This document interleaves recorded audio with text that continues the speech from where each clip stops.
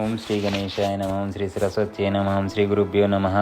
25వ అధ్యాయం ప్రారంభం. ప్రస్తావన. శ్రీ గురుడు అక్కల్కోట స్వామిలాగా విద్యా గర్వాంధులైన పండితులకు గర్వభంగం చేయడానికి అంత్యజుని చేత వేదం చదివిస్తారు. ఈ కుపండితులు వేద విపుర నిందలో యవనరాజు చేతిలో కీలుబొమ్మలయ్యారు. వీరిని నిగ్రహించడానికి సన్యాస ధర్మాన్ని అతిక్రమించి శాస్త్రవాదంలో వారిని ఓడించవచ్చో లేదో తెలియని శిష్యుని కోరికపై శ్రీగురుడు తమ ఆశ్రమ ధర్మం అతిక్రమించకుండానే వారిని నిగ్రహించడం వారి ధర్మదక్షతకు సర్వసమర్థతకు నిదర్శనం. అట్టి ధర్మ సందేహం కలిగిన సశిష్యుడు సద్గురువును శరణు పొందాలని చూసిన ఎంత శ్రోత్రియత పాండిత్యము కూడా తన కీర్తికాంక్ష వలన వ్యర్థమే గాక అరిష్టప్రదమని తెలియాలి. సమర్థ సద్గురు సమాగమం వలన కానీ శ్రోత్రియత పాండిత్యము సార్థకం కాదన్నమాట. అంతేగాక నిజమైన సద్గురు భక్తుడు సద్గురువు కూడా దుష్టులు ఎంత రెచ్చగొట్టినా కూడా తామే ప్రమాణమని పలికి ఋషిప్రోక్తమైన శాస్త్రమే ప్రమాణమని చెప్పి దానిని సామాన్య సాధకుల వలె శ్రద్ధతో పాటిస్తారు. సద్గురువు చెప్పిన వేదస్థుతి రూపమైన ఈ 25, 26, 27 అధ్యాయాలు పాఠకులకు పవిత్రతను, నిరహంకారాన్ని, సద్గురువుపై భక్తిని పెంపొందిస్తుంది. కథారంభం.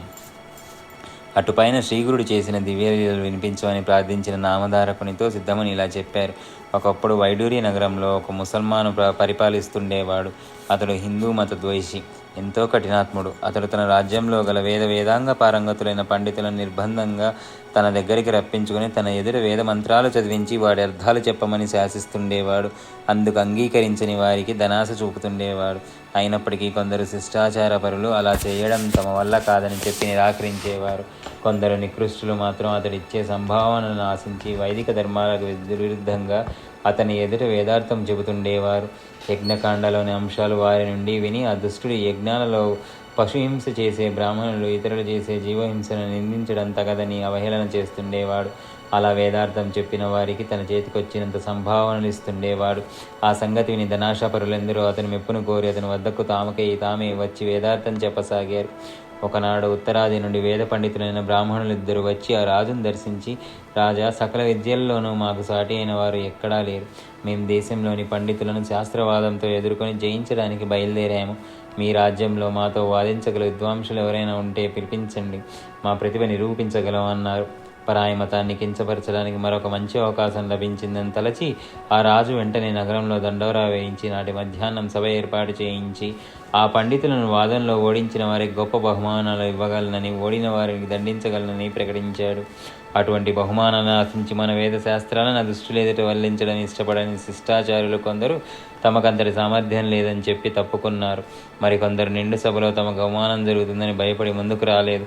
వీరంతా ఆ కుపండితులకు జయపత్రాలు ఇచ్చి వేయక తప్పలేదు. అప్పుడు ఆ రాజా కుపండితులిద్దరికీ వస్త్రాలు, ఆభరణాలు, భారీ ఎత్తున కానుకలు బహుమానం ఇచ్చి ఏనుగు నెక్కించి మేళతాళాలతో ఊరేగించారు. వారికి ఒక అగ్రహారం కూడా ఇచ్చారు.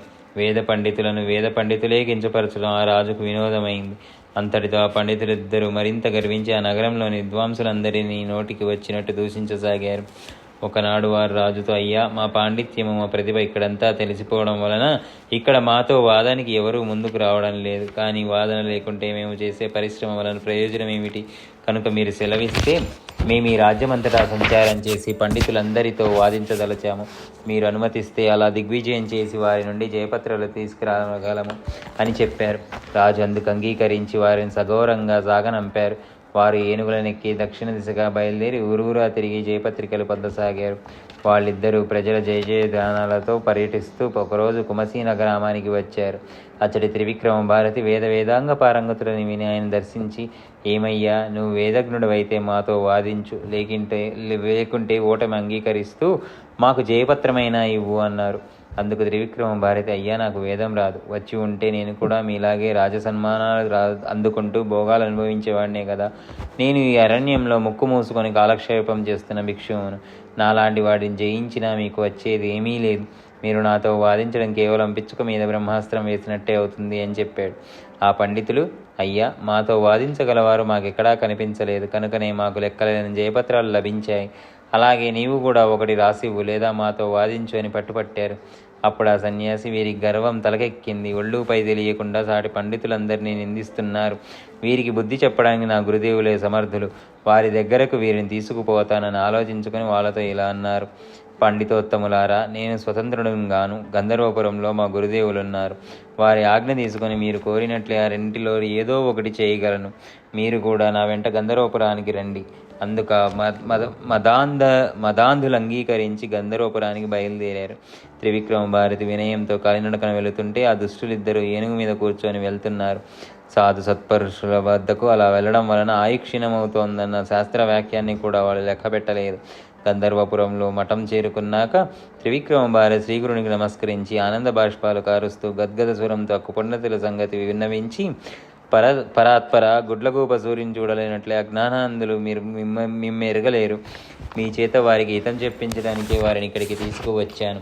ఆ మధాంధుల బారి నుండి నన్ను వేదధర్మాన్ని కాపాడండి. మీ ఆజ్ఞ కోసం వచ్చాను. మీరు ఏది చేయమంటే అది చేస్తాను అని ప్రార్థించాడు. వాళ్ళు, మా కాలం వ్యర్థమైంది. ఇతడు జయపత్రం ఇవ్వడు, వాదభిక్ష ఇవ్వడు, మమ్మల్ని ఇక్కడికి తీసుకువచ్చాడు గనుక మీ గురు శిష్యులలో ఎవరైనా ఈ రెంటిలో ఏదో ఒకటి చేసి తీరాలి అన్నారు. శ్రీగురుడు నవ్వుతూ ఆ దుష్టులతో ఇలా అన్నాడు: అయ్యా, మీ వంటి వేద విధులకు వాదించడం వలన కలిగే ప్రయోజనం ఏమున్నది?